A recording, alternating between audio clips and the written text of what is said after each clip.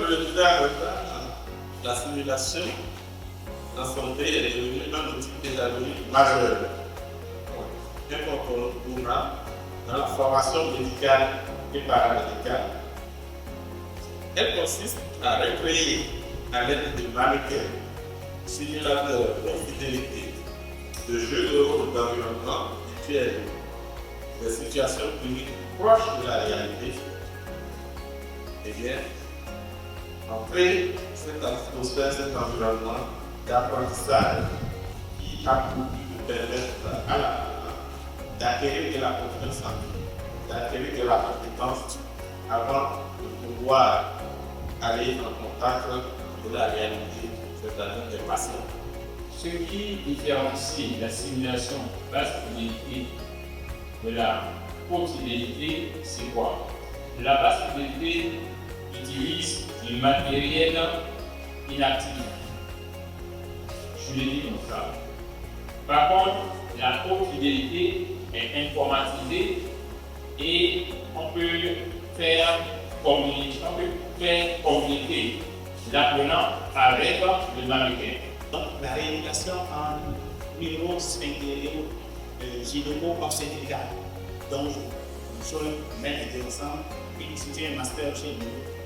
Alors, ici, il s'agit d'aller voir chez cette femme, allez, rééduquer une femme, par exemple, je vois que l'aspect du virilité, renforcer le virilité chez une femme.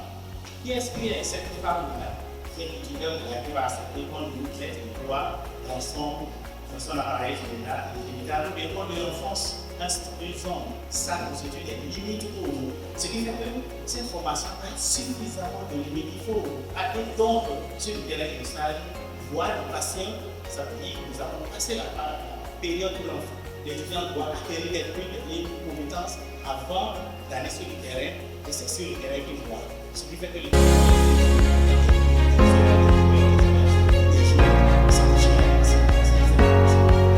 selon la législation, il y a 4 catégories. La catégorie 1, c'est ce qu'on peut voir, par exemple, toutes les bonnes dames parfois dans les rues, mais à si, ça c'est un peu type de catégorie 1, donc on parle de recette traditionnelle. C'est préparé devant vous pour que vous le consommiez devant la personne qui va préparer.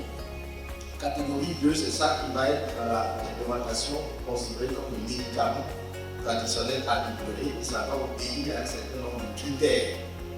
Donc, ça doit être fabriqué à l'avance, c'est-à-dire que ce n'est pas quand vous êtes là, vous ne pas vous préparer à l'avance en l'action de ce qui doit le corps.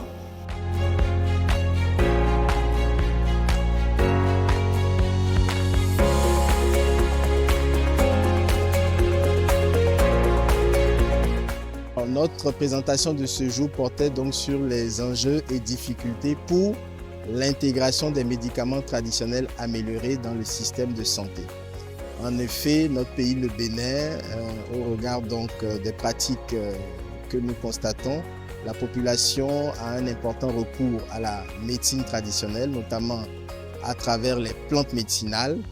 Et c'est donc dans l'optique de promouvoir donc cette utilisation de cette médecine traditionnelle de façon encadrée que les autorités sanitaires ont pris un certain nombre de textes réglementaires pour favoriser la mise sur le marché donc, de ces médicaments traditionnels améliorés. L'un des outils de pédagogie très utiles en médecine de nos jours est bien la simulation.